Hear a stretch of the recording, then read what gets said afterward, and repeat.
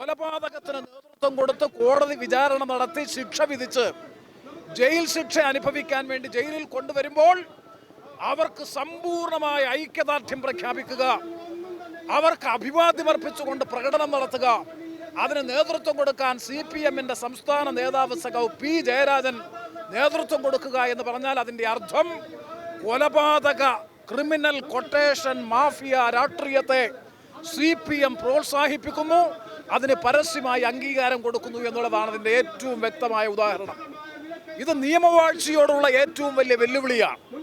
കോടതിയോടും കോടതി വ്യവസ്ഥയോടും നിയമവാഴ്ചയോടുമുള്ള ഏറ്റവും വലിയ വെല്ലുവിളിയാണ് ഇത്രയും പ്രാകൃതമായ ക്രിമിനൽ കൊലപാതകത്തിന് നേതൃത്വം കൊടുത്ത കൊലപാതക സംഘത്തിന് അഭിവാദ്യം പ്രഖ്യാപിക്കാൻ, ഐക്യദാർഢ്യം പ്രഖ്യാപിക്കാൻ രാജ്യത്ത് ഉത്തരവാദിത്വമുള്ള ഒരു രാഷ്ട്രീയ പാർട്ടി, അതും ഒരു ഇടതുപക്ഷ പാർട്ടി തയ്യാറാകുന്നു എന്ന് പറഞ്ഞാൽ അവർ ജനാധിപത്യത്തിൽ വിശ്വാസമില്ല, നിയമവാഴ്ചയിൽ വിശ്വാസമില്ല, അവർ പാർട്ടി വാഴ്ചയിൽ മാത്രം വിശ്വസിക്കുന്ന ഒരു പാർട്ടിയാണ് CPM.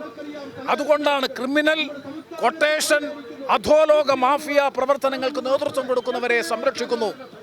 സാംസ്കാരിക വകുപ്പ് മന്ത്രി സജി ചെറിയാൻ എന്ന് പറയുന്ന സാംസ്കാരിക വകുപ്പ് മന്ത്രി പരസ്യമായി പുകവലിയെ ന്യായീകരിക്കുന്നു.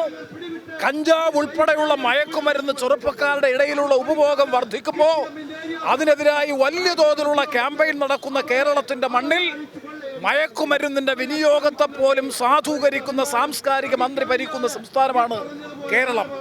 അതാണ് ഞാൻ പറഞ്ഞത്, ഇതെല്ലാം മാഫിയ സംഘത്തെ വളർത്താനാണ്, അധോലോക ഭീകര കൊട്ടേഷൻ സംഘത്തെ വളർത്താനാണ്, ക്രിമിനൽ മാഫിയ സംഘത്തെ പ്രോത്സാഹിപ്പിക്കുകയാണ്.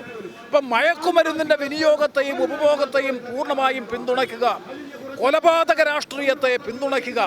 അതുകൊണ്ടാണ് ഞങ്ങൾ പറഞ്ഞത്, ഒരു അധോലോക മാഫിയ സംസ്കാരത്തെ പിണറായി വിജയൻ കേരളത്തിൽ 9 വർഷക്കാലം കൊണ്ട് വളർത്തിയെടുത്തിരിക്കുന്നു.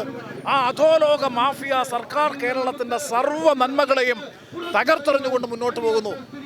തങ്ങളെ അനുകൂലിക്കുന്നുണ്ടെങ്കിൽ സമ്പൂർണ്ണ സംരക്ഷണം, തങ്ങളെ എതിർത്താൽ പോലീസിനെ ഉപയോഗിച്ചുകൊണ്ട് ശക്തമായിട്ടുള്ള നടപടി. അതാണ് PV അൻവറിന്റെ കാര്യത്തിൽ കഴിഞ്ഞ ദിവസം കണ്ടത്. PV അൻവർ വനം വകുപ്പിന്റെ ഓഫീസിൽ അതിക്രമിച്ചു കിടന്നൊരു പ്രതിഷേധ സമരത്തിന്റെ ഭാഗമായി, ജനകീയ സമരത്തിന്റെ ഭാഗമായി പ്രതിഷേധിച്ചതിന്റെ പേരിലാണ് അർദ്ധരാത്രിയിലേക്ക് രാത്രിയിൽ ഒരു ഭീകരവാദിയെ പിടികൂടുന്നത് പോലെ പിണറായി വിജയന്റെ നിർദ്ദേശാനുസരണം പോലീസ് കടന്നു ചെന്ന് വീട് വളഞ്ഞ് PV അൻവറിനെ അറസ്റ്റ് ചെയ്തത്. ഞങ്ങൾ ഒറ്റ ചോദ്യം മാത്രമേ ചോദിക്കുന്നുള്ളൂ, PV അൻവർ അറസ്റ്റ് ചെയ്യപ്പെട്ടത് പൊതുമുതൽ നശിപ്പിച്ചിട്ടാണ് എന്നുണ്ടെങ്കിൽ, പൊതുമുതൽ നശിപ്പിച്ചതിൻ്റെ പേരിലാണ് ക്രിമിനൽ കേസ് എടുത്തിട്ടുള്ളതെങ്കിൽ, കേരള നിയമസഭ തല്ലി തകർത്ത് ലക്ഷക്കണക്കിന് രൂപയുടെ മാസനഷ്ടം കേരള നിയമസഭയ്ക്ക് ഉണ്ടാക്കിയതിന് നേതൃത്വം കൊടുത്ത ഇന്ന് കേരളം ഭരിക്കുന്ന മന്ത്രിമാരടക്കമുള്ളവർക്കെതിരെ എന്ത് നടപടി, അറസ്റ്റ് നടപടി സ്വീകരിക്കാൻ പിണറായി വിജയൻ തയ്യാറായി. ആ കേസുകൾ തേച്ചു മാച്ചു കളയുന്നതിനും ആ കേസുകളെ പ്രതിരോധിക്കുന്നതിനും സർക്കാർ ഖജനാവിലെ പണം ഉപയോഗിച്ച് കേരള നിയമസഭ തല്ലി തകർത്തവരെ സംരക്ഷിക്കുമ്പോൾ ഒരു ജനകീയ പ്രതിഷേധ സമരത്തിന്റെ ഭാഗമായി വനം വകുപ്പിലേക്ക് നടത്തിയ മാർച്ച് അക്രമാസക്തമായതിന്റെ പേരിൽ ഒരു നിയമസഭാംഗത്തെ ഭീകരവാദിയെ വളഞ്ഞുകൂടി പിടിക്കുന്നത് പോലെ വീട് വളഞ്ഞ് രാത്രിയിൽ പിടിച്ച് ജയിലിലടക്കുക എന്ന് പറയുന്ന പിണറായി വിജയന്റെ ഇരട്ടത്താപ്പ് കേരളം കണ്ണു തുറന്ന് കാണുന്നുണ്ട് എന്ന് പിണറായി വിജയനെയും CPM-നെയും ഓർമ്മിപ്പിക്കാൻ ഞങ്ങൾ ആഗ്രഹിക്കുന്നു. അതുകൊണ്ടാണ് ഞാൻ പറഞ്ഞ കേരളത്തിൽ നിയമവാഴ്ച നഷ്ടപ്പെട്ടിരിക്കുന്നു, കേരളം പാർട്ടി വാഴ്ചയിൽ മാറിയിരിക്കുന്നു. CPM-ന്റെ സമഗ്രാധിപത്യമാണ് സർവ്വ മേഖലയിലും, നിയമവാഴ്ചയുടെ കാര്യത്തിലും സകല മേഖലകളിലും. അതിനെതിരായിട്ടുള്ള അതിശക്തമായ പ്രതിഷേധമാണ് RSP മുന്നോട്ട് വെക്കുന്നത്, ഐക്യ ജനാധിപത്യ മുന്നണി മുന്നോട്ട് കൊണ്ടുപോകുന്നത്.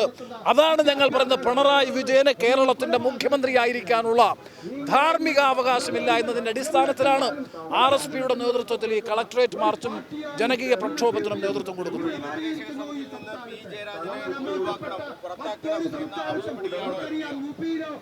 പൊതുരംഗത്ത് പോലും നിൽക്കാനുള്ള ധാർമ്മികമായ യോഗ്യത P. ജയരാജനില്ല എന്നാണ് എൻ്റെ അഭിപ്രായം. ഇദ്ദേഹമാണ് ജയിൽ ഉപദേശക സമിതി അംഗമായിരിക്കുന്നതെങ്കിൽ കേരളത്തിന്റെ സ്ഥിതി എന്തായിരിക്കും? അദ്ദേഹത്തിന് ജയിൽ ഉപദേശക സമിതിയിൽ പോയിട്ട് ഒരു ഗവൺമെന്റ് ബോഡിയിലും ഒരു നിയമാനുസൃതമായി രാജ്യത്ത് നിലനിൽക്കുന്ന ഒരു അധികാര സമിതിയിലും അംഗമായിരിക്കാനുള്ള യോഗ്യത P. ജയരാജനില്ല. കാരണം കോടതിയാണ് നിങ്ങൾക്ക് അപ്പീൽ പോകാം. നിങ്ങളുടെ ഭാഗത്ത് ന്യായമുണ്ടെന്നുണ്ടെങ്കിൽ, നിരപരാധികളാണെന്നുണ്ടെങ്കിൽ ഹൈക്കോടതി വിധിക്കെതിരായി അപ്പീൽ പോകാനും റിവ്യൂ പോകാനും റിവിഷൻ പോകാനും ഒക്കെ രാജ്യത്തെ നിയമമനുസരിച്ച് അവകാശമുണ്ടെന്നിരിക്കെ വിചാരണ നടത്തി, വിസ്താരം നടത്തി, വാദം നടത്തി കുറ്റക്കാരാണ് എന്ന് അസന്നിഗ്ധമായി 24 പേരിൽ 10 പേരെ വെറുതെ വിട്ട് 14 പേർ കുറ്റക്കാരാണ് എന്ന് കണ്ട് വേറിട്ട ശിക്ഷ വിധിച്ച കോടതി വിധിയെ ഞങ്ങൾക്ക് രോമത്തിന് വില പോലുമില്ല എന്ന് പ്രഖ്യാപിച്ചുകൊണ്ടല്ലേ പി ജയരാജൻ പോയി അഭിവാദ്യമർപ്പിച്ചത്, CPM അഭിവാദ്യമർപ്പിച്ചത്? അങ്ങനെ ഉള്ള ഒരാൾക്ക് എങ്ങനെയാണ് ജയിൽ ഉപദേശക സമിതിയിൽ തുടരാൻ കഴിയുന്നത്? ഗവൺമെന്റിന്റെ ഭാഗമാണ് കോടതി. എക്സിക്യൂട്ടീവും നിയമസഭയും കോടതിയും ഗവൺമെന്റിന്റെ 3 പ്രധാനപ്പെട്ട അവയവങ്ങളാണ്.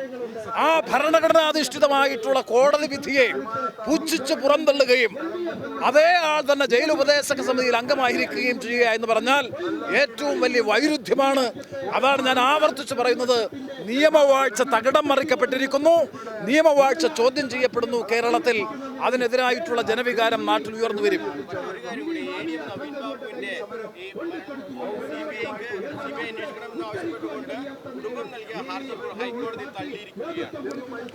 ഒരുപക്ഷെ ഹൈക്കോടതി, ഞാൻ വിധി കണ്ടില്ല, ഹൈക്കോടതി തള്ളാനിടയായിട്ടുള്ള സാഹചര്യം പോലീസ് അന്വേഷണം നടക്കുന്നു എന്നുള്ളത് കൊണ്ടാകാം. ആ പോലീസ് അന്വേഷണം തൃപ്തികരമല്ല എന്ന് കണ്ടാൽ സ്വാഭാവികമായും CBI അന്വേഷണത്തിൽ നിയോഗിക്കാനുള്ള സാധ്യത ഇനിയുമുണ്ട്. നമുക്കറിയാം, പെരിയ ഇരട്ടക്കൊലക്കേസിന്റെ കാര്യത്തിലും ആദ്യഘട്ടത്തിൽ CBI അന്വേഷണം അനുവദിച്ചിരുന്നില്ല ബഹുമാനപ്പെട്ട കോടതി. അന്വേഷണ പുരോഗതിയുടെ അടിസ്ഥാനത്തിൽ CBI അന്വേഷണത്തിന് ഉത്തരവിടാൻ ഇനിയും കോടതിക്ക് അവകാശമുണ്ട്. സ്വാഭാവികമായും പോലീസ് അന്വേഷണം നടന്നുകൊണ്ടിരിക്കെ ആ അന്വേഷണത്തിന്റെ പുരോഗതി മനസ്സിലാക്കിയതിന് ശേഷം പിന്നീടാകാം CBIക്ക് വിടുന്നത്. അതുകൊണ്ട് അത് ഈ കേസിൽ ഒരിക്കലും നെഗറ്റീവായി വരുന്നില്ല. പോലീസ് അന്വേഷണം തൃപ്തികരമാണോ എന്നുള്ളത് തീർച്ചയായും കോടതി പരിശോധിക്കുമെന്നാണ് എൻ്റെ വിശ്വാസം. ഇതിനു മുമ്പും പല ഘട്ടങ്ങളിലും പല കേസുകളിലും CBI അന്വേഷണം വേണ്ട എന്ന് പറഞ്ഞ കേസുകൾ പോലും പിന്നീട് CBI അന്വേഷണത്തിന് വിട്ടിട്ടുള്ള അനുഭവങ്ങൾ ഉള്ളതുകൊണ്ട് തന്നെ ഇതും അതിൽ നിന്ന് വ്യത്യസ്തമാകില്ല എന്നാണ് എൻ്റെ വിശ്വാസം.